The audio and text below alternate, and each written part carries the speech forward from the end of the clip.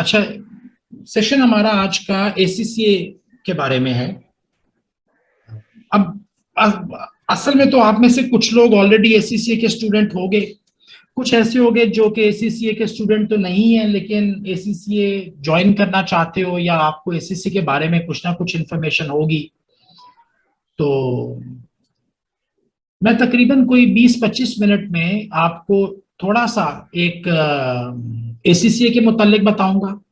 कुछ दूसरी जो कंपैरेटिव क्वालिफिकेशंस हैं एसीसीए के साथ, जैसे कि सीएमए है, सीमा है, सीपीए है, सीएफए है, कुछ थोड़ा सा उनको भी हम बात कर लेंगे ताकि आपको पता चले कि आप क्या कर रहे हो। और उसके बाद कुछ करियर के मुतालिक, जॉब के मुतालिक एसीसीए के लिए करियर प्लानिंग कैसे की जाएगी उसकी हम बात करेंगे। तो मैं अपनी जो डिस्कशन है वो तकरीबन आधे घंटे में खत्म कर लूंगा या शायद थोड़ा सा पहले ही। उसके बाद आप लोगों को टाइम दिया जाएगा, अगर आपने कुछ सवाल पूछने हैं तो आप वो पूछ लें। कोशिश तो मैं करूंगा कि इन पहले 30 मिनट्स में ही आमतौर पे जो स्टूडेंट्स के जहन में क्वेश्चंस होते हैं उन सारे क्वेश्चंस के आंसर्स कर ही दूं बीच में। तो 1 घंटे का सेशन होगा। पहला आधा घंटा मेरी तरफ से, उसके बाद आधा घंटा आप लोगों के क्वेश्चन आंसर्स में। अच्छा, इस दौरान सब लोगों ने अपने आप को म्यूट रखना है, किसी ने अपना माइक ओपन नहीं करना। तो आप लोगों को जब क्वेश्चंस पूछने का कहा जाएगा तब आप अपने माइक ओपन करोगे। देखो, सबसे पहले तो बात यह आती है कि एसीसीए है क्या और हमें करना क्यों चाहिए और क्यों ये इतना पॉपुलर हो रहा है। देखिए, एक चीज तो कंफर्म है कि आप लोगों में से बहुत से लोग ऐसे होंगे जिन्होंने एफएससी की भी है या इंटरमीडिएट किया हुआ है, कुछ लोगों ने बैचलर्स की क्वालिफिकेशन की भी है, और सब लोग आगे चल के कुछ ना कुछ क्वालिफिकेशन को इम्प्रूव करना चाहते हैं। इस मीटिंग में, आज की मीटिंग में जाहिर सी बात है हमारे पास प्री मेडिकल के, इंजीनियरिंग के स्टूडेंट्स तो नहीं है। तो कुछ लोग तो अपनी फील्ड चूज करते हैं कि जी मैं मेडिकल में चला गया, कोई कहता है जी मैं इंजीनियरिंग में चला गया, तो उनके तो बड़ा प्री डिटरमिन्ड एक पाथ करियर होता है। और कुछ स्टूडेंट्स ऐसे होते हैं जो कि सोच रहे होते हैं कि मुझे क्या करना चाहिए। तो फिर जो लोग सोच रहे हैं कि मुझे क्या करना चाहिए, डेफिनेटली उन्होंने कुछ ना कुछ अपनी रिसर्च करनी है कि यार कौन सी क्वालिफिकेशन है, क्योंकि ये बड़ा इंपॉर्टेंट एक डिसीजन है आपकी लाइफ का। आप में से बहुत से लोग ऐसे होंगे जो 20 ईयर्स के आसपास हैं अपनी एज में, और जाहिर सी बात है कि आपको इसके बाद आके अभी पूरी एक लाइफ गुजारनी है। और जो आपकी क्वालिफिकेशन है उसी क्वालिफिकेशन की बेस पे आगे चल के आपकी वर्क लाइफ, आपकी जॉब लाइफ डिपेंड करेगी और स्टैब्लिश होगी, और उसी को लेके फिर आप आगे चलोगे। तो it's a very important decision. अच्छा, हमारे पास एसीसीए इन जनरल एक अकाउंटिंग एंड फाइनेंस क्वालिफिकेशन है, ठीक है। एसीसीए जो है वो अकाउंटिंग एंड फाइनेंस की एक क्वालिफिकेशन है, और ये इंटरनेशनल क्वालिफिकेशन कही जाती है। हम इसको कहते हैं कि ये एक इंटरनेशनल क्वालिफिकेशन है।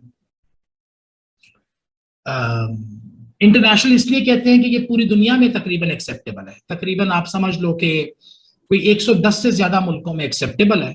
और हम कहते हैं कि एसीसी आपका वर्क वीजा है, ये आपका एक वर्क वीजा है। दुनिया में कई मुल्कों में चले जाते हो तो एसीसी को एक्सेप्ट किया जाता है। काफी पुरानी ये क्वालिफिकेशन है, तकरीबन 100 ईयर्स प्लस।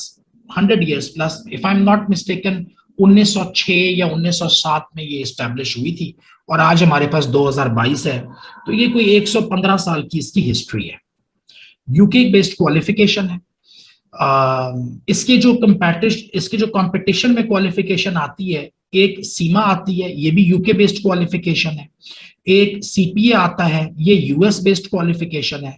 और एक सीएफए आता है, ये भी यूएस बेस्ड क्वालिफिकेशन है। मैंने आज का टॉपिक एसीसीए इसलिए चूज किया, बाय द वे मेरे पास खुद एसीसीए भी है और सीमा भी है। मैं इन दोनों क्वालिफिकेशंस में क्वालिफाइड हूं। I am a member for ACCA and I am a member of CIMA. देखिए, सीएफए जो है ना, ये तो आप लोगों के लिए नहीं होगा, बहुत से लोगों के लिए, क्योंकि सीएफए जो है ये, एक तो इसके लिए कम से कम 4-5 साल का वर्क एक्सपीरियंस होना चाहिए, उसके बाद ही इसको करने का मजा आएगा।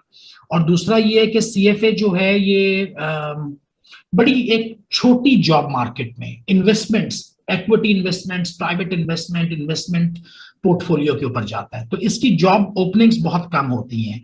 तो लिहाजा सीए, और ये by the way it's most difficult, इन चारों में से सबसे मुश्किल सीएफए ही है। तो सीएफए को तो हमने एक तरफ रख दिया। उसके बाद हमारे पास जो दूसरा ऑप्शन आता है वो सीपीए आता है। सीपीए जो है ये यूएस बेस्ड क्वालिफिकेशन है। अगर तो आप यूएस या कनाडा में रहते हो या यूएस और कनाडा में जॉब करने का सोच रहे हो, फिर तो सीपीए आपके लिए ठीक है। लेकिन अगर आप यूरोप में हो, इंडिया, पाकिस्तान, नेपाल में हो, मिडल ईस्ट में हो, तो फिर सीपीए यहां पर इतना पॉपुलर नहीं है, तो लिहाजा सीपीए भी हमारे स्कोप से निकल जाता है। इसके बाद जो रह जाता है हमारे पास वो सिर्फ एक सीमा रह जाता है। सीमा ये भी यूके बेस्ड क्वालिफिकेशन है और ये मैनेजमेंट अकाउंटिंग की क्वालिफिकेशन है, फाइनेंशियल अकाउंटिंग या ऑडिट नहीं है। इसमें ज्यादा focus chartered institute of management accountant, ये मैनेजमेंट अकाउंटिंग की क्वालिफिकेशन है। दोनों इक्वली गुड हैं। अगर आप मुझसे पूछो तो इन दोनों की वैल्यू एक ही जितनी है। दोनों यूके बेस्ड हैं, both are over 100 years old, both are equally respected, लेकिन इसका स्कोप थोड़ा सा कम है और एसीसीए का स्कोप निस्बतन ज्यादा है क्योंकि ये फाइनेंशियल अकाउंटिंग को डील करता है। तो इन तीनों चारों क्वालिफिकेशंस को अगर मैंने ये फैसला किया कि मुझे अपनी एजुकेशन एनहेंस करनी है और मुझे कोई ऐसी क्वालिफिकेशन करनी है जो कि पूरी दुनिया में एक्सेप्टेबल हो और मैं उसकी बेस पे अपने मुल्क में या किसी दूसरे मुल्क में आगे चल के फ्यूचर में 2 4 5 साल के बाद अपने लिए कोई जॉब पर्सपेक्टिव ढूंढ सकूं, ऐसी क्वालिफिकेशन जो कि देखिए हम इसको कहते हैं इंटरनेशनल। अच्छा, इसकी वजह ये है, देखो मैं आपको बताता हूं कि एसीसीए वगैरह इतने पॉपुलर हो क्यों रहे हैं। अब नहीं हो रहे, अब तो खैर मैं कहता हूं कि ये तो पिछले 15 साल 20 साल से ही बहुत पॉपुलर है। 2006 से तो मैं एसीसीए पढ़ा रहा हूं और इसका जो ट्रेंड है वो खत्म नहीं हो रहा, वो बढ़ता ही चला जा रहा है। जब हमने 2006-07 में हम पढ़ाते थे तो हम सोचते थे कि शायद कभी कोई वक्त आएगा कि एसीसी अपनी पॉपुलैरिटी लूज कर दे, ये मेरे ज़हन में आता था।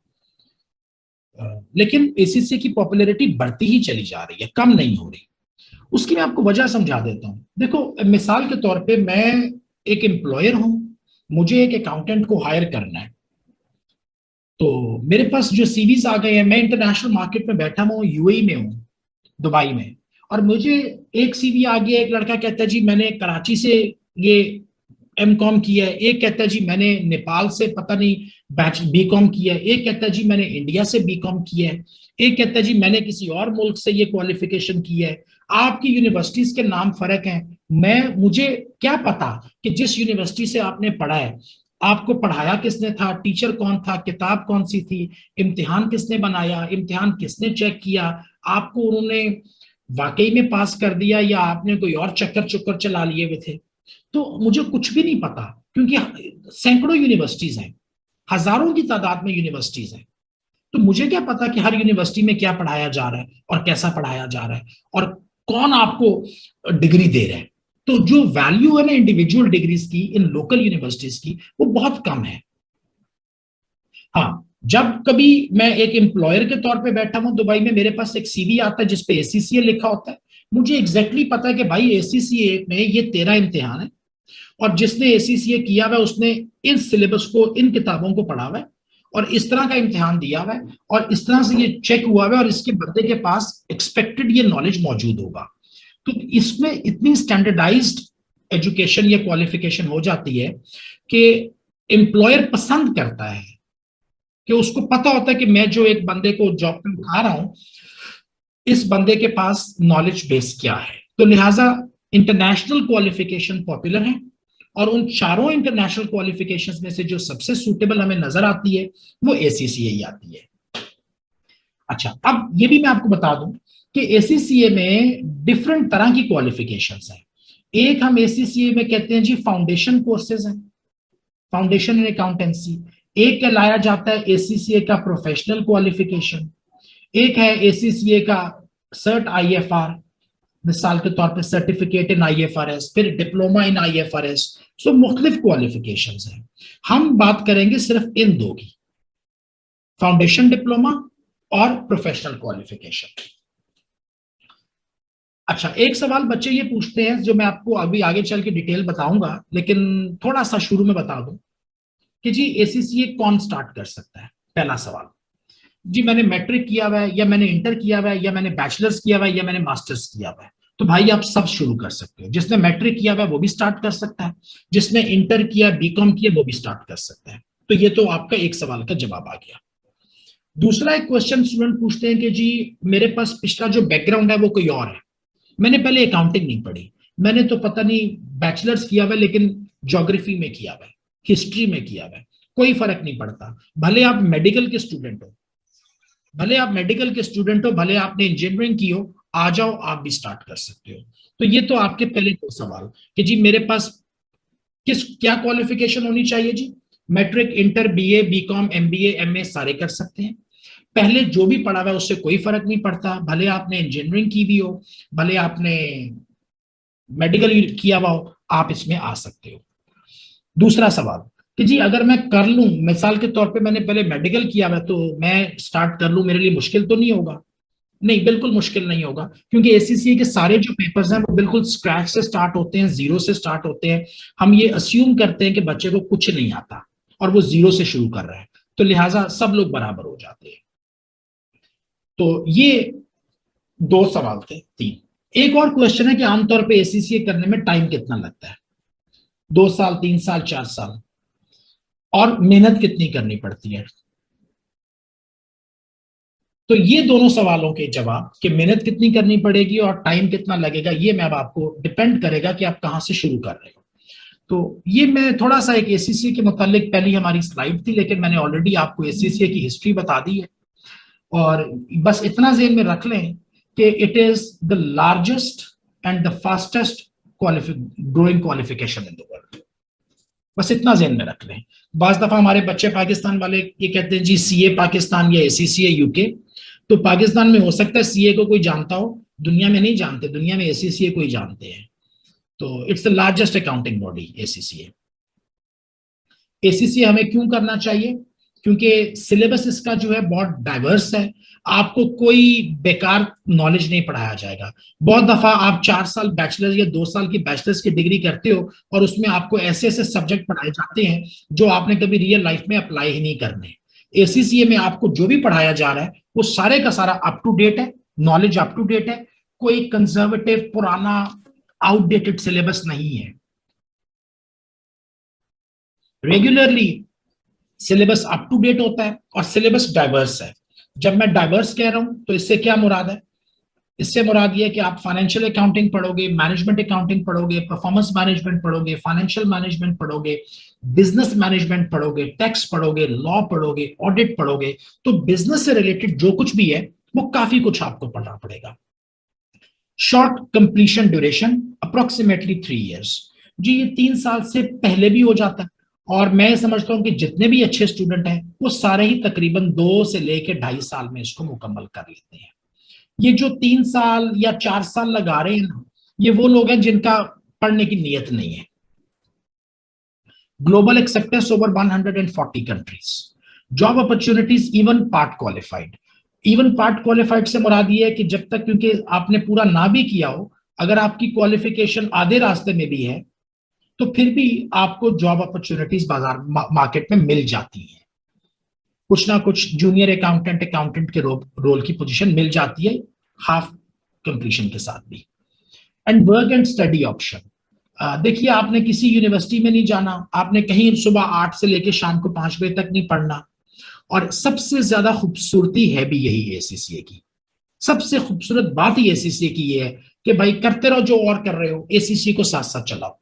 जॉब कर रहे हो, करते रहो, कुछ और यूनिवर्सिटी में पढ़ रहे हो, पढ़ते रहो, एसीसीए को लेके चलो।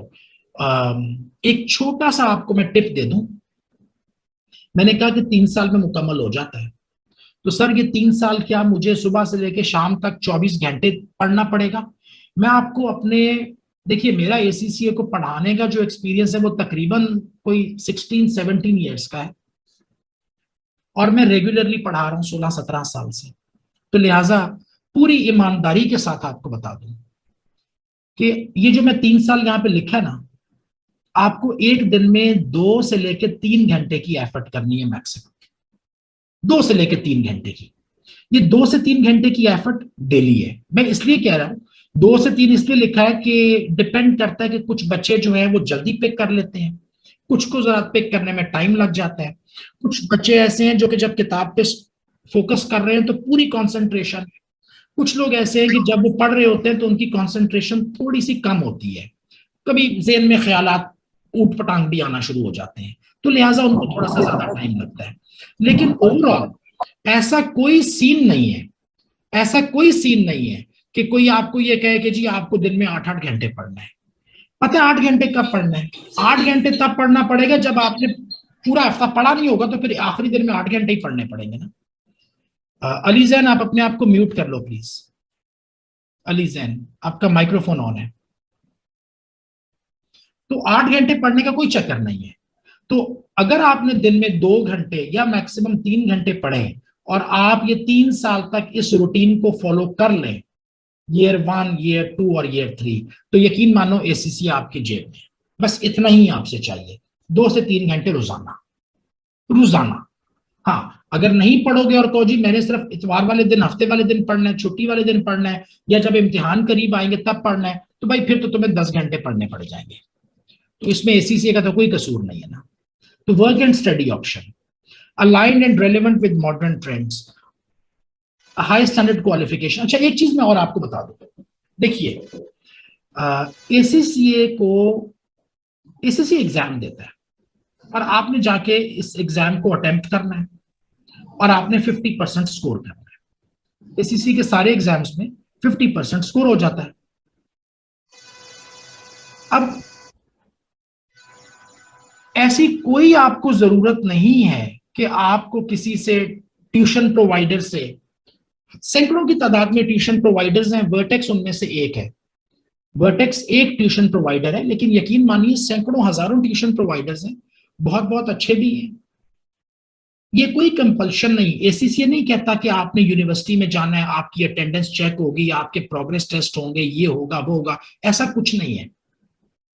एसीसीए कहता है मैंने ये एग्जाम देना, तुम आके इस एग्जाम में 50% स्कोर कर लो, तुम पास हो। कौन सी किताब पढ़नी है कोई मसला नहीं है, जहां से मर्जी पढ़ो। किस टीचर से पढ़ना है, किसी से ना पढ़ो, खुद ही घर में बैठ के पढ़ लो। ना तो आपको किसी इंस्टीट्यूट में जाने की रिक्वायरमेंट है, ना आपके ऊपर कोई किताब की मजबूरी है। आप चाहो तो गूगल के ऊपर ही सर्च कर लो, टॉपिक्स को वहीं पे पढ़ लिख लो, कोई वीडियोस देख लो, यूट्यूब देख लो, जो समझ में आता है कर लो। बस इम्तिहान में आके मुझे 50% ला कर दे दो तो तुम पास हो।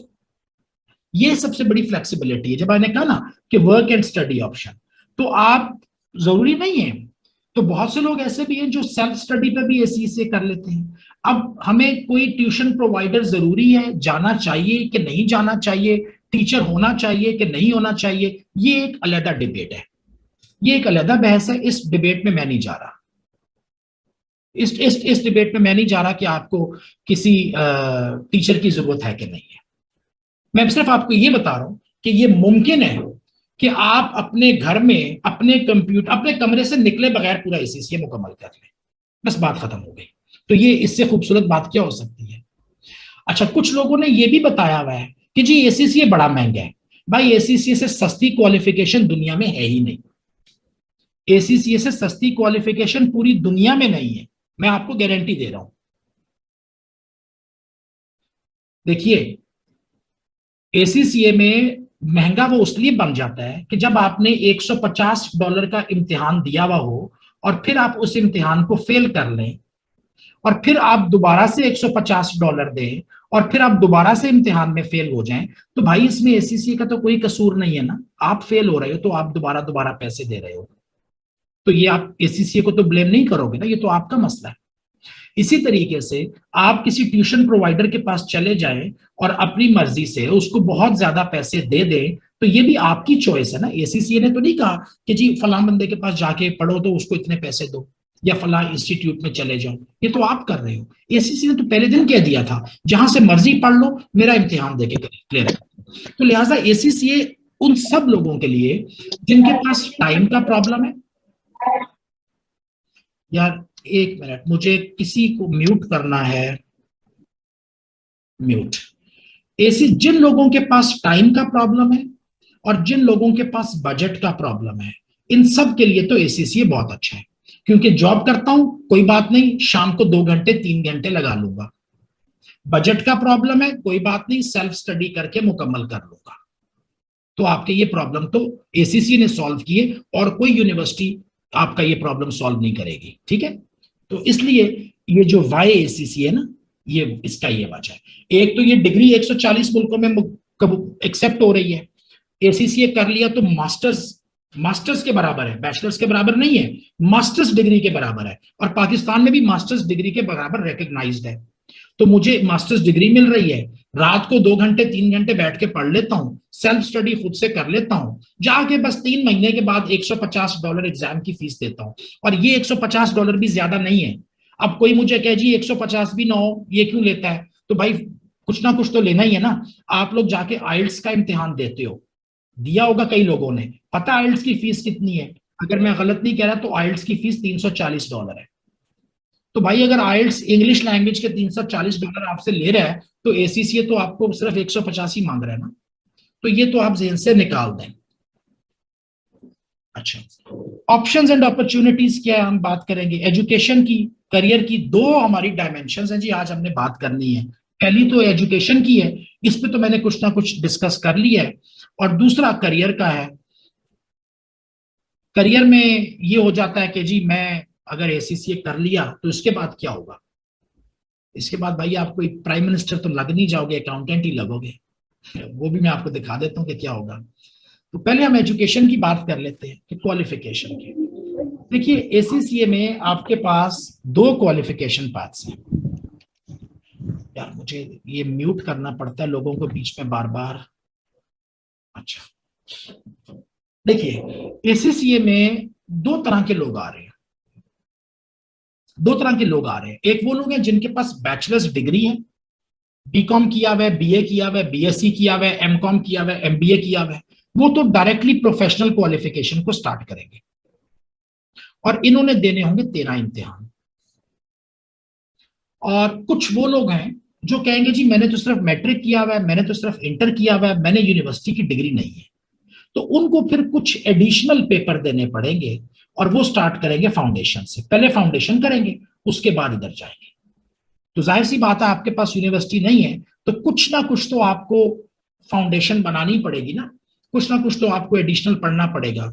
तो फाउंडेशन में वो लोग जाएंगे जो मैट्रिक है, इंटर है, ओ लेवल है। मैट्रिक इंटर ओ लेवल इधर जा रहा है, ए लेवल इधर जाता है, बैचलर्स डिग्री मास्टर्स डिग्री इधर जाती है। अब फाउंडेशन में क्या है पहले इसको देख लेते हैं। तो फाउंडेशन की एलिजिबिलिटी है जी मैट्रिक, ओ लेवल, इंटरमीडिएट। और फाउंडेशन के जो पेपर्स हैं इसमें ये 7 पेपर्स हैं जी, ये 7 पेपर्स बहुत मुश्किल नहीं है। FA1 है, MA1 है, ये फाइनेंशियल अकाउंटिंग है 1, ये मैनेजमेंट अकाउंटिंग 1, ये फाइनेंशियल अकाउंटिंग 2, ये मैनेजमेंट अकाउंटिंग 2, यानी ये इसका कंटिन्यूएशन है, ये इसकी कंटिन्यूएशन है। उसके बाद अकाउंटिंग इन बिजनेस, ये थोड़ा सा बिजनेस मैनेजमेंट है। फिर ये फाइनेंशियल अकाउंटिंग, ये वाला इसका कंटिन्यूएशन। चलो मैं रंग डिफरेंट कर देता हूं। ये FA1, FA2 और FFA, ये 3 पेपर एक फाइनेंशियल अकाउंटिंग के हैं। ये वाले 2 पेपर जो है MA1, MA2 और FMA, ये वाले 3 पेपर जो है ये मैनेजमेंट अकाउंटिंग के हैं। और उसके बाद ये वाला एक बीच में एक्स्ट्रा है। तो ये 7 पेपर्स गिने जाते हैं फाउंडेशन में। इन 7 पेपर्स को मुकम्मल करने में तकरीबन आपको 1 साल से 1.5 साल के दरमियान टाइम लग जाता है, 1 to 1.5 ईयर्स। अब कुछ बच्चे ऐसे भी हैं जो कि 1 साल में कर लेंगे, शायद 10 महीने में भी करने वाला हो जाए बीच में कोई, लेकिन वो एक आधा ही होगा। आमतौर पे 1 से 1.5 साल लगेगा। लेकिन ये क्या कर रहा है, ये आपकी वो जो यूनिवर्सिटी की डिग्री नहीं थी ना, ये उसको आपको कवर कर रहा है। यानी या तो आप जाके 2 साल में बीकॉम कर लो, या आप 1.5 साल में फाउंडेशन कर लो। अगर आप कहते हो जी मैंने फाउंडेशन नहीं करना, मुझे तो डायरेक्टली एसीसीए क्वालिफिकेशन पे लेके जाओ, तो मैं कहूंगा भाई फिर बीकॉम ले आओ या बीए की डिग्री ले आओ। आपने कहा जी बीकॉम या बीए की डिग्री तो नहीं है, तो फिर तुम्हें ये वाले पेपर करने पड़ेंगे। अच्छा, अब इसमें एक फायदा है, ये कितने पेपर हो गए जी? 7। इस 7 में ये जो आखिरी 3 पेपर है ना, ये आखिरी 3 पेपर आपके जो नेक्स्ट स्टेप है ना एसीसीए की प्रोफेशनल क्वालिफिकेशन, ये उसके पहले 3 पेपर बनते हैं। तो जब आपने यहां पे ये 3 कर लिए, जब आपने यहां पर ये 3 पेपर पास कर लिए, तो ये फिर आपको उधर जाकर नहीं करने पड़ेंगे। मैं क्या कहना चाह रहा हूं मैं आपको भी बता देता हूं। देखिए मैं आपको भी समझा देता हूं। यहां पर आपके पास फाउंडेशन में 7 पेपर्स होते हैं, और यहाँ पे आपके पास 13 होते हैं। तो आप कहते हो कि सर मैंने अगर मैट्रिक किया हुआ, इंटर किया हुआ है, तो पहले मैं ये 7 करूं और फिर मैं ये 13 करूं, तो क्या मुझे टोटल 20 पेपर्स करने हैं? तो उसका जवाब है कि नहीं जी, आपको टोटल 20 पेपर्स नहीं करने, क्योंकि जब आपने फाउंडेशन किया हुआ होगा ना, और आप फाउंडेशन से इधर आओगे, तो आपको यहाँ पे सिर्फ 10 पेपर्स ही करने हैं, क्योंकि इन 13 के अंदर वो 3 पेपर शामिल है, वो 3 पेपर इधर भी हैं। तो क्योंकि आपने यहाँ पे ये 3 पेपर कर लिए, तो फिर दोबारा उनको रिपीट करने की जरूरत नहीं है। तो जो लोग तो फाउंडेशन के साथ आ रहे हैं, मैट्रिक या इंटर के साथ आ रहे हैं, वो करेंगे 7+10, 17 एग्जाम्स देंगे। और जो लोग डायरेक्टली बैचलर्स की डिग्री के बाद आ रहे हैं, वो 13 इम्तिहान देंगे। तो या तो 13 दोगे या 17 दोगे। अच्छा, इससे कम भी हो सकता है बाय द वे। एक कॉन्सेप्ट होता है एग्जाम्शन का, एग्जाम्शन का। अब जिन लोगों ने एमबीए किया हुआ है या एमकॉम किया हुआ है या सीए किया हुआ है, वो यहाँ पे 13 एग्जाम नहीं देते। उनके कुछ पेपर्स एसीसीए माफ कर देता है, एग्जेम्प्ट कर देता है कि यार आपके पास पहले नॉलेज है, आपने पहले पढ़ा हुआ है, तो लिहाजा आप 12 पेपर दे दोगे या 11 दे दोगे या 10 दे दोगे, डिपेंडिंग ऑन कि आपकी क्वालिफिकेशन क्या है। तो ये है जी आपके पास ओवरऑल सिनेरियो। पहले फाउंडेशन करोगे, अगर आपके पास बैचलर्स नहीं है, फाउंडेशन के ये जो आखिरी 3 पेपर है ये पास करोगे, तो अगले स्टेप में जाके यही 3 पेपर आपको माफ हो जाएंगे। तो ये तो आपका एक ऑप्शन था स्टडी का। दूसरा ऑप्शन आपका था कि प्रोफेशनल क्वालिफिकेशन, यानी अगर आपके पास ऑलरेडी या ए लेवल्स है या बैचलर्स डिग्री है या इससे भी ऊपर आपने एमकॉम किया हुआ है या एमबीए किया हुआ है या सीए किया हुआ है, तो फिर आपको फाउंडेशन नहीं करना, फिर आपने फाउंडेशन डिप्लोमा नहीं लेना, फिर आपने डायरेक्टली एसीसीए की प्रोफेशनल क्वालिफिकेशन पे जाना है। और उसमें 13 पेपर है। वो जो 13 मैंने आपको बताए वो ये वाले थे। ये वाले जो 3 है ना, ये वही है जो कि आपने फाउंडेशन में भी किए हैं। तो जो तो फाउंडेशन करके आ रहा है, जो फाउंडेशन जिसने कर लिया वह, उसको ये 3 नहीं करने। और जिसने फाउंडेशन नहीं किया, डायरेक्टली बीए करके बीकॉम करके इधर आ गया, तो उसको ये सारे पेपर करने हैं। इसमें लेवल 1 हम कहते हैं नॉलेज लेवल, इसमें 3 पेपर होते हैं। सेकेंड लेवल को हम स्किल्स मॉड्यूल कहते हैं, इसमें 6 पेपर होते हैं। तो पेपर्स कौन से हैं? अकाउंटेंट इन बिजनेस, ये थ्योरी का पेपर है, बिजनेस के बारे में अंडरस्टैंडिंग है। ये मैनेजमेंट अकाउंटिंग है, फाइनेंशियल अकाउंटिंग है। फिर आपके पास बिजनेस लॉ है, परफॉर्मेंस मेजरमेंट है, टैक्सेशन है, फाइनेंशियल रिपोर्टिंग है, ऑडिट है, फाइनेंशियल मैनेजमेंट है। अच्छा, एक चीज और आप जेन में रख लो कि एसीसीए आपके ऊपर कोई कंडीशन नहीं लगाता। अब मिसाल के तौर पे आपके पास बैचलर्स डिग्री है और आपने कहा जी मैंने डायरेक्टली यही स्टार्ट करना है, तो सर मेरा पहला पेपर कौन सा होना चाहिए? क्या मुझे इसी सीक्वेंस में जाना है? तो एसीसीए कोई आप पे पाबंदी नहीं लगाता। इस पहले लेवल में से जौन सा मर्जी पहले स्टार्ट कर लो, चाहो तो F1 कर लो, F2 कर लो, F3 कर लो। अगर मेरे से पूछोगे कि सर पहले इसको कैसे करूं, तो मैं तो हमेशा यही कहता आया हूं, आज 15 साल हो गए, कि पहले F3 करो, फिर F2 करो और आखिर में F1 करो। ये मेरा एक सबको एक यूनिवर्सल एडवाइस है, जो मैंने पिछले 15 साल में हजारों स्टूडेंट्स को यही कहा है। अच्छा चलो जी, ये पहला लेवल तो पूरा हो गया। अब जब दूसरे लेवल में जाऊंगा, तो F4 5 6 7 8 9, इसका क्या करना है? इसमें भी भाई जहां से दिल करता है शुरू कर दो। अगर दिल करता है तो पहले F9 कर लो, कोई पाबंदी नहीं है। दिल करता है तो F9 कर लो, कोई इसके ऊपर रिस्ट्रिक्शन नहीं है आपके पास। हाँ, अब करना क्या चाहिए? बाय द वे एक चीज बताता चला जाऊं यहां पर, ये तकरीबन इस पेपर में भी तकरीबन आपको, अच्छा एक चीज मैं आपको इन जनरल बता दूं, इन जनरल बता दूं कि एक पेपर में करने में टाइम कितना लगता है। देखिए, टाइम डिपेंड ऐसे नहीं होगा, टाइम डिपेंड करेगा आपकी एफर्ट पर, या एक पेपर कितना रिक्वायर करता है। हम क्योंकि अकाउंटिंग प्रोफेशनल हैं, तो हम हर चीज को क्वांटिफाई करके समझने की कोशिश करते हैं। बाज दफा लोग कहते हैं जी कि एक पेपर को 2 महीने लगते हैं, 2 मंथ्स, किसी ने कह दिया जी 3 मंथ्स। तो 2 मंथ्स बड़ा एक सब्जेक्टिव टर्म है। 2 मंथ्स सोते हुए गुजार दूंगा या 2 मंथ्स सारी सारी रात पढ़ के गुजारूंगा? 3 मंथ्स तो आपने कह दिया, लेकिन क्या 3 मंथ्स में रोजाना मुझे 6 घंटे पढ़ना है या रोजाना मुझे 1 घंटा पढ़ना है?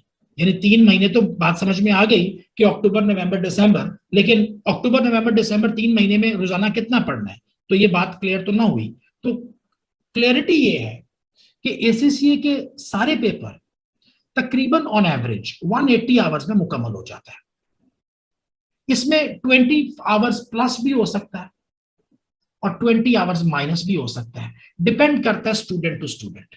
देखो ना, आप में से कोई ऐसा बच्चा है जो कि अपनी, आप लोगों ने मैट्रिक किया, इंटर किया, स्कूल में पढ़ के ही आए हो ना सब लोग, तो अब सब लोगों की अपनी क्लास में एक डिफरेंट पोजीशन थी। आप में से कोई बच्चा था जो क्लास में फर्स्ट आता था, कोई बच्चा था जो क्लास में मिडल में था, और माशाल्लाह कोई ऐसा भी था जो क्लास में सबसे आखिर में था। तो आप लोगों की एक एकेडमिक स्ट्रेंथ होती है, जिस तरह हमारी एक फिजिकल स्ट्रेंथ है ना। मिसाल के तौर पे मैं 50 किलो वजन उठा सकता हूं, लेकिन मैं 100 किलो नहीं उठा सकता। मेरी फिजिकल स्ट्रेंथ मुझे इजाजत ही नहीं देती कि मैं 50 किलो से ज्यादा उठाऊं। एक मिसाल दे रहा हूं आपको। तो इसी तरह से एक मेंटल स्ट्रेंथ होती है हर बंदे की, इसको हम माने या ना माने। आमतौर पे तो हम सारे ही अपने आप को सबसे समझदार भी समझते हैं, और हम सब लोगों का ये ख्याल होता है कि हम बहुत इंटेलिजेंट हैं। मैं भी यही समझता हूँ कि मैं दुनिया में सबसे समझदार बंदा मैं ही, और आप लोगों में से भी बहुत सौ का यही ख्याल है कि सबसे समझदार आप ही हो। लेकिन हकीकत ऐसे नहीं है। रियलिटी ये है कि हम सब लोगों की जो मेंटल कैपेबिलिटी है वो डिफरेंट है। तो इसीलिए मैंने कहा कि तकरीबन ऑन एवरेज 180 घंटे लगेंगे एक पेपर को। 10-20 घंटे ऊपर नीचे हो जाएगा, डिपेंड करेगा कि आपकी अटेंशन कितना है, फोकस कितना है, कैपेबिलिटी कितनी है, मेंटल कैपेसिटी कितनी है। तो कोई 200 घंटे में पूरा करेगा, कोई 160 में भी पूरा कर लेगा, तो ये डिपेंड करेगा। लेकिन आप ऑन एवरेज 180 घंटे रखें। अच्छा, अब अगर 180 घंटे हमने रखा, तो मैंने आपसे कहा था कि आपको वीक में रोजाना 2 से 3 घंटे देने हैं। तो मैं ये समझता हूं कि जो भी बच्चा एसीसीए करने आ रहा है, उसको तकरीबन वीक में 15 से 20 घंटे जेन में रखने हैं कि यार मैंने ये, देखो ना, ये 2 को 7 से मल्टीप्लाई कर लो या 3 को 7 से मल्टीप्लाई कर लो, हफ्ते में 7 दिन नहीं होते ना। तो आपको जेहन में रखना है कि मेरे यार बाकी जो काम कर रहा हूँ, मुझे हर वीक 15 से 20 घंटे लगाने हैं। मैं आपको गारंटी देता हूं कि आप 15 से 20 घंटे अगर लगा रहे हो ना, तो आप 3 महीने में एक पेपर लगा लोगे। 3 मंथ्स में एक पेपर खत्म हो जाएगा। हाँ, अब आप में से बहुत से लोग ऐसे हैं जो कि फुल टाइम स्टूडेंट्स हैं। आप 24 घंटे में, अगर मैं आपसे कहूँ कि भाई 24 घंटे के दिन में 2 घंटे एसीसीए पढ़ लो, तो बाकी 22 घंटे में क्या करोगे? तो जाहिर सी बात है, आप स्टूडेंट हो, आपको तो ज्यादा पढ़ना चाहिए। आप कहते हो नहीं सर, मैं तो 4 घंटे या मैं तो 5 घंटे रोजाना पढ़ सकता हूं। तो भाई फिर आप 2 पेपर उठा सकते हो, फिर आप 3 महीने में 2 पेपर निकाल सकते हो। क्योंकि जब मैं एक वीक में हिसाब लगाया ना, मेरे पास 3 मंथ्स में कितने वीक बनते हैं? 13 हफ्ते बनते हैं। 13 हफ्ते को जब मैं 15 से मल्टीप्लाई करूंगा ना, तो वो तकरीबन 180 बन जाता है। तो 15 घंटे एक पेपर को लगाया, इसी 13 हफ्ते में 15 घंटे एक और पेपर को लगाया वीक में, तो एक वीक में 30 आवर्स दे दिए। तो अगर एक वीक में 30 आवर्स दे दिए, तो 180 प्लस 180 आप 3 महीने में 2 पेपर पास करके निकाल सकते हो, प्रोवाइडेड कि आप हफ्ते में 30-35 घंटे लगा रहे हो वीक में। अगर वीक में 30 से 35 घंटे लगाओगे, तो यकीन मानो, मैं गारंटी कर रहा हूं कि 3 महीने में 2 पेपर निकलते हैं। और यही रूल तकरीबन कमोबेश सब पेपर्स पे अप्लाई होगा। अच्छा, ये एक सवाल होता है जी, एक पेपर को कितनी तैयारी करनी पड़ती है? तो अब जो लोग तो जॉब कर रहे हैं, अब जो लोग जॉब कर रहे हैं, मुझसे बात दफा कोई स्टूडेंट पूछता है कि सर मैं जॉब कर रहा हूं, तो मैं जॉब के साथ कितने पेपर निकालूं? तो यार तुम जॉब के साथ एक पेपर ही कर सकते हो, क्योंकि तुम्हें वीक में एक पेपर के लिए 15 से 20 घंटे देने हैं ना। तो 15 से 20 घंटे वीक में देने हैं, तो मतलब 2 से 3 घंटे एक पेपर मांगता है रोजाना के। तो तुम 6 घंटे तो नहीं पढ़ सकते। तुम तो कहोगे जी मैक्सिमम 2 से 3 घंटे ही दे सकता हूं, तो फिर जवाब है कि एक ही पेपर करोगे। अच्छा, ये तो खैर हमारे पेपर की बात हो गई। अब जब आप सेकंड लेवल पे आए, लेवल 1 खत्म कर दिया, लेवल 2 पर आए, तो यहाँ पे F4 से लेके F9 तक पेपर्स हैं, तो मैंने कौन सा पहले करना है? यहाँ पे भी मेरी एक एडवाइस है। देखिए, एक चीज याद रखें, हर चीज का सीक्वेंस बड़ा इंपॉर्टेंट होता है फाइनल रिजल्ट के लिए। या आपने जो रास्ता अपनाना है ना, अपनी मंजिल पे पहुंचने के लिए 2-3 रास्ते होंगे। मुझे यहाँ पे पहुंचना है, मैं यहां से शुरू हो रहा हूं, एक रास्ता इधर से जाएगा, एक रास्ता इधर से जाएगा, एक रास्ता इधर से जाएगा। तो मुख्तलिफ पैथ्स हैं। कहीं पे ट्रैफिक जैम होगी, कहीं पे रोड खुली होगी, कहीं पे रोड तंग होगी। तो मुझे सोचना है कि मुझे कौन सा रास्ता इख्तियार करना है कि मैं टाइम पर आसानी से अपनी मंजिल पे पहुंच जाऊं। ठीक है, तो ये आपने इंटेलिजेंट चॉइस करनी है। यहां पे आपने सबसे पहले F3 उठाना है, फिर आपने F2 करना है, और आखिर में आपने F1 करना है। ये मेरी एडवाइस है अपने एक्सपीरियंस की बुनियाद पर। उसके बाद जब आप इस लेवल में आओगे तो सबसे पहले आपने F7 करना है, ये वाला पेपर, और किसी को हाथ नहीं लगाना। फिर उसके बाद आपने F5 करना है, और इसके साथ साथ आपने F4 करना है। साथ साथ इसलिए कह रहा हूं कि F4 पूरे का पूरा थ्योरेटिकल पेपर है, आपको किसी टीचर की जरूरत नहीं है। बिजनेस लॉ का पेपर है, खुद ही पढ़ के, ये 100 घंटे का पेपर है, ये 100 घंटे में पूरा हो जाता है। इसको 180 घंटे नहीं चाहिए, बहुत आसान है, 100 घंटे लगा के पूरा हो जाता है। तो F5 और F4 के साथ इसको चलाओगे। उसके बाद F6 को चलाओगे F8 के साथ, और आखिर में F9 को लोगे। अब देखो ये जो एग्जाम्स है ना, ये वाले, ये एग्जाम्स, अच्छा ये आई एम सॉरी मैंने आपको बताया नहीं एक बात, इस लेवल के ऊपर एग्जाम की कोई फिक्स डेट नहीं है, आप जब चाहो एग्जाम दे सकते हो। 2 घंटे का एग्जाम होगा, आपके घर के करीब एग्जाम सेंटर्स बने हुए हैं, अपनी एग्जाम बुकिंग कराओगे, जिस डेट में एग्जाम सेंटर में जगह है और आप भी तैयार हो, तो ये पेपर किसी भी दिन दिया जा सकता है। यानी ये कल भी दिया जा सकता है, परसों भी दिए जा सकते हैं। ये तीनों पेपर्स की कोई फिक्स डेट नहीं है, डेट आपकी चॉइस है, जब आप तैयार हो जाओ। तो इनमें तो कोई मसला ही नहीं है, क्योंकि ये तो बहुत हो गया फ्लेक्सिबल। लेकिन ये वाले जो पेपर्स है ना, ये वाले, जब हम इस लेवल पर आ गए हैं, तो यहां पर एग्जाम जो है वो साल में 4 टाइम्स इन ईयर है, 4 टाइम्स इन ईयर। ये आप हमारी मर्जी पर नहीं है कि यार मैं तैयार हूं या नहीं तैयार। एग्जाम आपका होगा जनाब या मार्च में, पहले first week of March, first week of June, first week of September and first week of December. तो मार्च, जून, सितंबर, दिसंबर, एक साल में 4 अटेम्प्ट्स होती हैं, एक साल में 4 एग्जाम सेशन होते हैं। तो अगर आपने पहले जनवरी में इसको कर लिया, जून में इसको रखा, सितंबर में इसको रखा, ये जनवरी है, सॉरी जनवरी तो है ही नहीं, मार्च है, ये जून है, ये सितंबर है, और ये दिसंबर है। तो ये जो 9, ये जो 6 पेपर है ना, ये बड़ी आसानी से एक साल में दिए जा सकते हैं, 3-3 महीने के फासले से। मार्च में गया, F7 किया, जून में F4 और F5 करना है, सितंबर में 6 और 8 रखना है, क्योंकि 6 भी आसान है और 8 भी थ्योरी है। ये जो दो मैंने इकट्ठे किए ना, 6 और 8, ये दोनों निस्बतन आसान है, इनमें टाइम कम लगता है। सबसे जो मुश्किल पेपर है वो ये है, 5 बहुत मुश्किल है, 7 थोड़ा सा लंबा है, और 9 भी लंबा है। तो ये तीनों पेपर थोड़ा सा टाइम टेकिंग है, ये 4, 6 और 8 निस्बतन आसान है। तो एक साल के अंदर हम ये 4 पेपर निकाल सकते हैं। मार्च में जाके F7 करा के पहले सेशन में, दूसरे से 3 महीने के बाद F4 और F5 निकालूंगा, सितंबर में F6 और F8 निकालूंगा, और दिसंबर में F9 निकालूंगा। एक साल के अंदर अंदर ये मेरा लेवल पूरा हो जाएगा। और ये प्लान अनरियलिस्टिक नहीं है, ये बहुत प्रैक्टिकल है, बहुत वर्केबल है, प्रोवाइडेड कि आप एक वीक में 30 घंटे पढ़ने पर राजी हो। अगर आपकी पढ़ने की नियत ही नहीं है तो फिर तो भाई सब कुछ ही मुश्किल हो जाएगा। बाय द वे एक चीज मैं आपको बताऊं, अब थोड़ा सा मैं इस टॉपिक से हट रहा हूं, लेकिन आप लोग क्योंकि मेरे से यंग हो और हमें मुफ्त में मशवरे देने का शौक भी बहुत ज्यादा होता है, तो एक चीज आपको अपने तजर्बे से बता दूं जो हमने सीखी, मैंने शायद 10 साल के बाद सीखी, आपको पहले बता देता हूं। आसान और मुश्किल कोई चीज नहीं होती दुनिया में, आसान और मुश्किल कोई चीज नहीं होती दुनिया में, सिर्फ टाइम डिफरेंस का फर्क है, टाइम कितना लगेगा ये फर्क पड़ता है। जो काम 2 घंटे में हो जाए वो आसान लगता है, जो काम 4 घंटे मांगे वो हमें मुश्किल लगता है। आप अपने घर में रहते हो, आपके घर से आपकी यूनिवर्सिटी का फासला जो है वो 2 किलोमीटर 3 किलोमीटर है, आपको पता है कि मुझे यूनिवर्सिटी जाने में 30 मिनट लगने ही लगने हैं, 30 मिनट मुझे यूनिवर्सिटी जाने में लगने ही लगने हैं। मैंने आपसे कह दिया कि भाई यूनिवर्सिटी पहुंचो जल्दी से 15 मिनट के अंदर।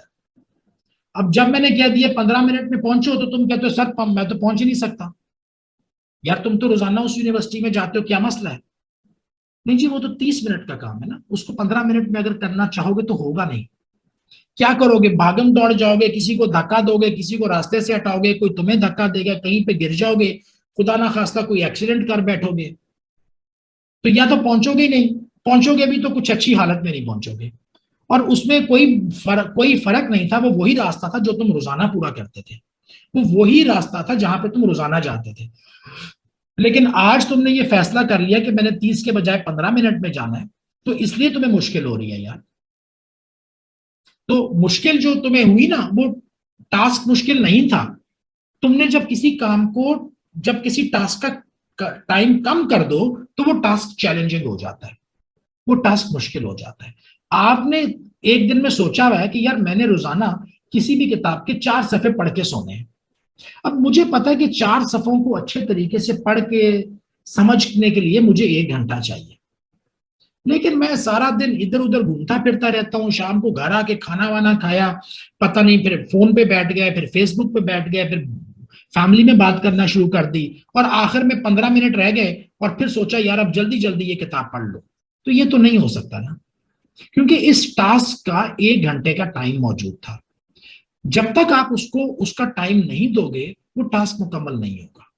तो जो लोग ये कहते हैं कि एसीसीए मुश्किल है, या पास नहीं होता, या ये नहीं होता, वो नहीं होता, वो लोग उस काम को उतना टाइम दे नहीं रहे जितने उस काम की रिक्वायरमेंट है।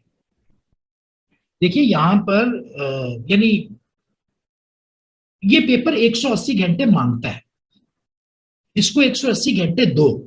अगर इसको 180 घंटे दे दोगे तो तुम 100% पास हो जाओगे।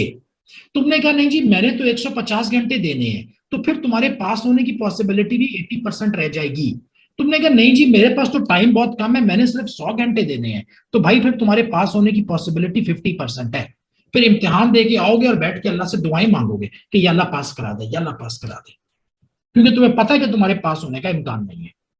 तो जैसे जैसे तुम अपनी एफर्ट कम करते चले जाओगे, तुम्हारा रिजल्ट जो है उसकी कामयाबी का भी चांस कम होता चला जाएगा।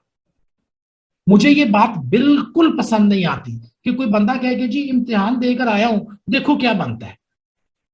ये देखो क्या बनता है क्या मसला हुआ? हम कोई यहाँ पे कोई गैम्बल कर रहे हैं, कोई जुआ खेल रहे हैं, या कोई कॉइन को टॉस किया हुआ है कि देखो क्या आता है? यार तुमने 3 महीने पढ़ाई की थी, किताब तुम्हें पता है, सिलेबस तुम्हें पता है, इम्तिहान जो आना है, तो इसमें क्या गैम्बल की बात हुई कि जी देखते हैं रिजल्ट क्या आता है? रिजल्ट जो मर्जी हो, मैं पास तो होऊंगा ही होऊंगा, फेल कैसे हो सकता हूं मैं? हाँ ये हो सकता है कि मैंने 80 मार्क्स सोचे हुए हो, मेरे 75 आ जाए, या मेरे 70 आ जाए, लेकिन ये कैसे हो सकता है कि मैं 50 भी ना ले सकूं? यानी जो बंदा मुझे स्टूडेंट, अभी यहाँ पे 21-22 लोग मुझे सुन रहे हैं, अगर आप लोगों का ये ख्याल है और आप लोग ये समझते हो कि आप 50 लेना भी आपके लिए मुश्किल है, तो मेरा आपको मशवरा ये काम ही ना करो। यानी अगर आप 100 में से 50 लेने की भी काबिल नहीं है, तो फिर इसका मतलब है कि ये काम आपका है ही नहीं, इसको छोड़ दें। यानी मैं आधा भी नहीं कर सकता, पूरा तो करना दूर की बात है, मैं अगर आधे भी नहीं जोड़ पा रहा, तो फिर यार कुछ सोचने की बात है। एनीवेज, टाइम थोड़ा सा ज्यादा दे, काम आसान हो जाता है।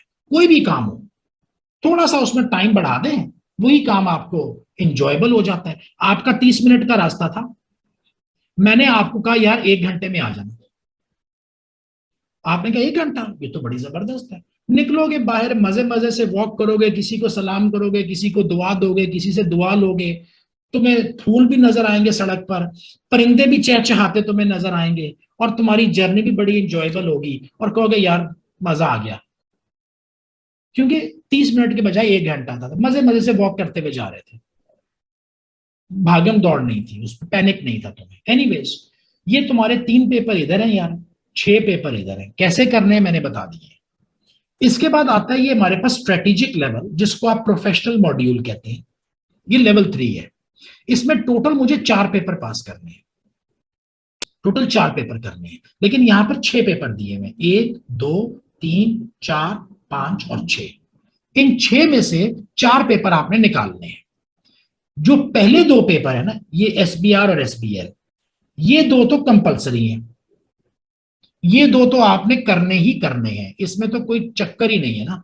ये वाले दो, एसबीआर और एसबीएल, ये कंपलसरी कहलाते हैं, ये आपने करने ही करने हैं। और उसके बाद ये जो नीचे दिए हुए हैं 4, 1 2 3 4, ये ऑप्शनल कहलाते हैं। इनमें से आपने 2 आउट ऑफ 4 करने हैं। इसमें एडवांस ऑडिट है, एडवांस फाइनेंशियल मैनेजमेंट है, एडवांस टैक्सेशन है, एडवांस परफॉर्मेंस मैनेजमेंट है। तो ये चारों में से कोई से 2 पेपर आपने करने हैं। तो क्या होगा कि 2 इधर से उठाऊंगा, 2 इधर से उठाऊंगा, तो 4 पेपर मेरे ये हो जाएंगे। तो 4 इधर कर दिए, 6 इधर कर दिए, 3 इधर कर दिए। और इसमें टाइम जो लगेगा वो मैक्सिमम 3 साल का होना चाहिए, मैक्सिमम। वैसे तो ये 2 से लेकर 2.5 साल का टास्क है, क्योंकि ये 3 पेपर निकालूंगा 8 महीने में, 8 मंथ्स में। ये 3 पेपर निकालूंगा 1 ईयर में। और ये 4 पेपर जो है ना, ये 4 पेपर ये वाले, इनको एक एक करके दूंगा। इन 4 पेपर को, एक को मार्च में दूंगा, एक को जून में दूंगा, एक को सितंबर में, एक को दिसंबर में, क्योंकि ये मुश्किल है। तो 1 साल इधर लगता है। तो 1 year plus 1 year plus 8 months, 2 years 8 months पे पूरा होता है। अब बीच में तुम्हारी नीयत खराब हो जाए और तुम पढ़ाई ना करो, तो वो तुम 6 साल लगा दो, वो तुम्हारा काम है। और ये 2 ईयर्स 8 मंथ्स कह रहा हूं, ये इससे थोड़ा सा जल्दी भी हो सकता है, क्योंकि मैंने यहाँ पे एक एक पेपर लगाया है। तो बहरहाल ये आपकी एसीसी की क्वालिफिकेशन है। जो सिलेबस एरियाज हैं, फाइनेंशियल अकाउंटिंग से मुतल्लिक हमारे पास 1 2 और 3 पेपर हैं। मैनेजमेंट अकाउंटिंग के 1 2 और 3 पेपर हैं। यानी एसीसी के टोटल जो 13 पेपर है ना, ये 13 पेपर कोई 13 डिफरेंट टॉपिक्स नहीं है। इन 13 में से फाइनेंशियल अकाउंटिंग के 3 पेपर्स आ रहे हैं। तो फाइनेंशियल अकाउंटिंग के 3 पेपर हैं, फिर मैनेजमेंट अकाउंटिंग के 3 पेपर है। यानी ये जो 13 पेपर्स हैं, ये कोई बिल्कुल डिफरेंट डिफरेंट नहीं है। फिर इसी तरह से फाइनेंशियल मैनेजमेंट के 2 पेपर हैं, टैक्सेशन के, और इधर 2 पेपर ऑडिट के बनते हैं। ये मैं आपको दिखा देता हूं। ये वाले 2 पेपर AA और AAA, audit and assurance and advance audit, 2 paper audit के हैं, 2 पेपर टैक्सेशन के हैं, और ये बिजनेस मैनेजमेंट के हैं। तो ये यानी आपके नॉलेज एरियाज हैं। आप मुझसे पूछते हो सर एसीसी में क्या पढ़ूंगा, बोलूंगा भाई फाइनेंशियल अकाउंटिंग पढ़ोगे, मैनेजमेंट अकाउंटिंग पढ़ोगे, फाइनेंशियल मैनेजमेंट पढ़ोगे, ऑडिट एंड टैक्सेशन पढ़ोगे, और बिजनेस मैनेजमेंट पढ़ोगे। तो ये आपके नॉलेज एरियाज हैं। अच्छा, इसके बाद अगला ये आपका जो टॉपिक आता था कि जी करियर प्रोग्रेशन, अब कर लिया जी एसीसीए, तो अब क्या होगा मेरे साथ। एसीसीए जब कर लोगे या जब करने के करीब होगे, जरूरी नहीं है कि मुकम्मल हुआ हो, 9 पेपर करने के बाद, ये भी मैं आपको बता दूं, बहुत ज्यादा लोग इन पहले 9 पेपर के बाद अपने लिए जॉब ढूंढना शुरू कर देते हैं, और मिल भी जाती है, और फिर जॉब के साथ साथ इसको करते रहते हैं। ज्यादातर लोग 9 पेपर के बाद ऑन जॉब होते हैं। और जो वो लोग ऑन जॉब होते हैं जो जॉब करना चाहते हैं। जो करना ही नहीं चाहता उसको तो मैं बात ही नहीं कर रहा, लेकिन 9 पेपर के बाद आप जॉब ढूंढना शुरू करते हो, और इन 9 पेपर्स के बाद जॉब आमतौर पे मिल जाती है। और ये वाला जो लास्ट वाला होता है, इसको आप साथ साथ रखते हो। मिसाल के तौर पे अगर आपने आज स्टार्ट किया, तो 8 महीने इधर लगने हैं, 1 साल इधर लगना है। 1 साल और 8 महीने के बाद, तकरीबन 2 साल के बाद आप जॉब पे हो गए। अच्छा, करियर प्रोग्रेशन ऐसी आएगी जी आपके पास कि सबसे पहले जो आप स्टार्ट करते हो, आमतौर पे जिन लोग आते हैं, यही जो 9 पेपर जिसने किए हुए हैं, वो सबसे पहले इंटर्नी के तौर पे काम करेगा, इंटर्नशिप करेगा तकरीबन 6 महीने। उसके बाद उसको अकाउंटेंट बना दिया जाएगा, और 1 2 साल, तकरीबन 2 साल अकाउंटेंट के तौर पे काम करेगा। उसके बाद प्रमोशन होगी तो सीनियर अकाउंटेंट बन जाएगा, तकरीबन 2 साल तक सीनियर अकाउंटेंट के तौर पे काम कर रहा है। उसके बाद चीफ अकाउंटेंट बन जाएगा, फिर 2 3 साल चीफ अकाउंटेंट की पोजीशन पे काम करेगा। उसके बाद फाइनेंस मैनेजर बन जाता है, तो 2 3 साल यहाँ पे काम करेगा, और उसके बाद बहुत कम लोग ऊपर जाएंगे, ज्यादातर लोग इधर आके रुक जाते हैं, ऊपर जाने के चांसेस कम होते हैं। वो ऐसे ही है ना, जैसे आप कभी आपने अगर आर्मी ज्वाइन की है, तो सब लोग तो जनरल नहीं बन जाते ना, तो बहुत सारे लोग कर्नल पे आके रुक जाते हैं। तो आप समझ लो कि ये फौज का कोई कर्नल का पॉइंट है, इसके ऊपर वो ब्रिगेडियर और जनरल्स हैं। तो बहुत से लोग आर्मी में यहीं पे रुक जाते हैं। अच्छा, अब इसमें होता क्या है, इंटर्नशिप में तो आपसे डॉक्यूमेंट्स चेक करवाएंगे, डॉक्यूमेंट्स वैलिडेशन करवाएंगे, फोटोकॉपियां करवाएंगे, इधर से चीजें उधर उठवाएंगे, फर्नीचर भी कह देंगे भाई उठा के रख दो, ये वाली टेबल उधर जाओ, उधर हाथ लगा दो, बड़े सारे काम करवाएंगे। कैश पकड़ा देंगे कि कैश गिनो, बैंक में भेज देंगे कि जाओ यार बैंक से ये काम करवा लो, तो इधर बड़ा छोटा मोटा काम करते रहोगे। अकाउंटेंट में जब बनोगे तो तुमने अब डॉक्यूमेंट रिकॉर्ड करना है। यहाँ पे अकाउंटेंट की जॉब जो होती है, इसमें आप आमतौर पे जो भी इनवॉइसेस हैं सप्लायर्स की, कस्टमर्स की, ये वो सिस्टम के अंदर डेटा एंट्री कर रहे होते हो। ये डेटा एंट्री की पोजीशन है। सीनियर अकाउंटेंट जो है वो इसको चेक कर रहा होगा। चीफ अकाउंटेंट जो है वो महीने के आखिर में फाइनेंशियल रिपोर्ट्स बना रहा होगा, फाइनेंशियल स्टेटमेंट्स बना रहा होगा। फाइनेंस मैनेजर जो है वो फाइनेंशियल स्टेटमेंट्स को इंटरप्रेट कर रहा है, बिजनेसेस के प्रॉब्लम्स आइडेंटिफाई कर रहा है, वगैरह वगैरह। ये दोनों लोग असल में एक ही काम करते हैं, ये दोनों तकरीबन एक ही काम करते हैं। सीएफओ जो है वो डिसीजन मेकिंग कर रहा होता है, इसने कोई एंट्रियां नहीं करनी, और ये फाइनेंशियल स्टेटमेंट भी नहीं बनाता। ये इनकी बनाई हुई फाइनेंशियल स्टेटमेंट्स को देखता है, कंपनी में प्रॉब्लम्स को आइडेंटिफाई करता है और उन प्रॉब्लम्स की बेस पे डिसीजन मेकिंग करता है। तो ये आमतौर पे करियर है, बड़ा ही ब्राइट करियर है, बड़ी रिस्पेक्टेबल जॉब है। अकाउंटिंग फाइनेंस वाले लोग जो हैं ये रिस्पेक्टेबल लोग होते हैं, क्योंकि प्रोफेशनल होते हैं, इनके पास एक करियर पैथ होता है। यानी सेल्स की जॉब तो कोई भी कर सकता है ना, सेल्स के डिपार्टमेंट में तो कहीं से भी उठ के आ जाओ तो काम कर लोगे, लेकिन अकाउंटिंग और फाइनेंस में आपके पास नॉलेज भी होना चाहिए और आपके पास एक्सपीरियंस भी होना चाहिए। तो ये टेक्निकल जॉब है, यानी ये टेक्निकल जॉब है, ये ऑर्डिनरी जॉब नहीं है। So it's a respectable, very well paying, very bright prospective technical job. तो ये है जी आपके पास करियर प्रोग्रेशन। फीस स्ट्रक्चर की अगर मैं बात कर लूं, एसीसीए की फीस की बता रहा हूं। एसीसीए में जब आपको जाना है तो सबसे पहले आपने इनिशियल रजिस्ट्रेशन करवानी है अपनी, जिसको आप स्टूडेंट रजिस्ट्रेशन कहते हो, और 45 से लेके 79 पाउंड्स तक ये फीस होती है। ये डिपेंड करता है कि आप किस कंट्री से हो। मेरे ख्याल में इंडिया 45 लेता है, पाकिस्तान में भी 45 है, यूके में 79 ली जा रही है, और कुछ और कंट्रीज में तो मिनिमम और मैक्सिमम है। एसीसीए की फीस फिक्स्ड नहीं है, कम से कम 45 है जो मैंने देखी है, ज्यादा से ज्यादा 79 है। बाय द वे कभी कभी एडिशनल डिस्काउंट भी आ जाते हैं। मुझे याद है कि 2012 में एसीसीए ने ये $10 कर दी थी, $10 एक 2-3 महीने के लिए, कोई डिस्काउंट कैंपेन निकालकर। उसके बाद आपने एनुअल सब्सक्रिप्शन, ये आपको हर साल जब तक आपकी जान में जान है, जब तक आप एसीसीए का एक स्टेटस अपने साथ रखना चाहते हो। मिसाल के तौर पे मैं स्टूडेंट हूं और 3 साल के अंदर मैंने अपनी डिग्री मुकम्मल कर ली, उसके बाद मैं प्रोफेशनली काम कर रहा हूं। अब मैं पढ़ तो नहीं रहा लेकिन मैं जॉब कर रहा हूं, लेकिन मैं अपने नाम के साथ आगे, अली के साथ आगे एसीसीए लिखना चाहता हूं। मैं चाहता हूं कि मुझे सैयद मोहम्मद अली एसीसीए, अगर मैं ये टाइटल अपने नाम के साथ लगाना चाहता हूं तो मुझे हर साल ये पैसे देने हैं, और मैं दे रहा हूं। आज मुझे देते हुए 16 साल हो गए ये पैसे। 79 GBP। एग्जाम फी, इसके बाद ये एग्जाम फी आ जाती है। एग्जाम फी डिफरेंट है, F1 से लेकर तो वो एडवांस फाइनेंशियल मैनेजमेंट तक, लेकिन तकरीबन कम से कम $100 है, ज्यादा से ज्यादा $160 है। इसमें थोड़ी सी ऊपर नीचे है, मेरे ख्याल में 160 से ज्यादा ही है, क्योंकि 140 पाउंड होती है मेरे ख्याल में प्रोफेशनल की फी आजकल, तो वो 160 से ज्यादा हो जाएगी। तो आप जेब में रख लो कि $100 कम अज कम है, मैक्सिमम जो आखिरी 4 पेपर है उनकी $180 के करीब होगी। तो ये एक एग्जाम तकरीबन इतना आपको कॉस्ट करेगा। उसके बाद ट्यूशन फी है। ट्यूशन फी मैंने आपसे कहा था कि आप खुद से पढ़ लें तो किसी को कोई पैसा देने की जरूरत नहीं है, और अगर कहीं से ट्यूशन पढ़नी है तो आपके पास डिफरेंट ट्यूशन प्रोवाइडर्स होंगे, उन डिफरेंट ट्यूशन प्रोवाइडर्स की अपनी अपनी फी होगी, देख लोगे जो आपको सूट करता होगा, जो आपके बजट में होगा, जो आपको अच्छा लगेगा उसके साथ कर लोगे। तो इसकी कोई एसीसीए की तरफ से जो कॉस्ट है वो यही कॉस्ट है। मैं आपको बताता हूँ अब बनता क्या है। हमने कहा था ना 3 साल, 3 years, ठीक है। तो 3 साल पहले तो आप दोगे 45 इनिशियल सब्सक्रिप्शन के, फिर आपने 3 साल स्टूडेंट रहना है, तो ये 79 है, मैं इसको 80 लिख लेता हूं ताकि मुझे आसानी हो जाए मल्टीप्लाई करने में।